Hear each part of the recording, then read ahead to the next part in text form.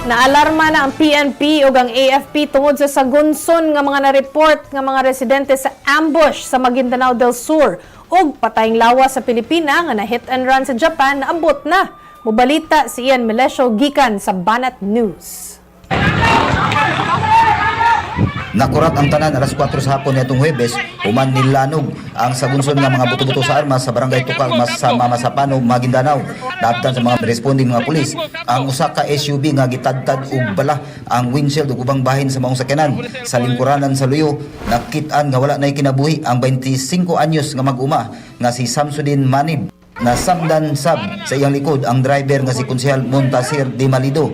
Ang lain pa nilang kauban nga si Konsehal Abdul Manap Biang nga tupad sa driver, swerte nga wa maygo. Dali kayo nakaikas ang mga sospek.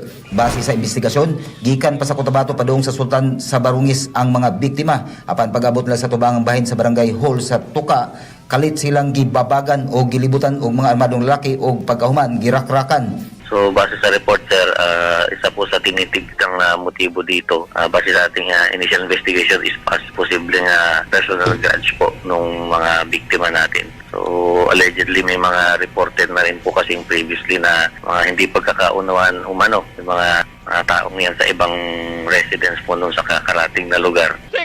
Pagayon pa ang hot pursuit operation sa gihiusang persa sa Mamasapano Police o sa AFP. Unya dito sa Sharif Agwak Sab, nabulabog sa lanog nga pagbuto ang barangay Mother Poblacion mga alas 9:45 sa gabi niadtong adlaw nga Huwebes.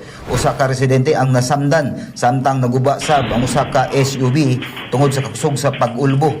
Daling gidala sa tambalanan ang naangol. Hantod ning mga orasa, wa pay nakuhang lead ang kapulisan kung unsa ang hinungdan sa maong pag-ulbo. Hindi pa po natukoy ng ating PFU, wala pa po tayong details kung ano po yung resulta kung anong specific na explosive po yung sumabog. Tungod ani, may alerto na sad ang AFP hasta ang mga silingang mga police stations sa mga kalungsuran.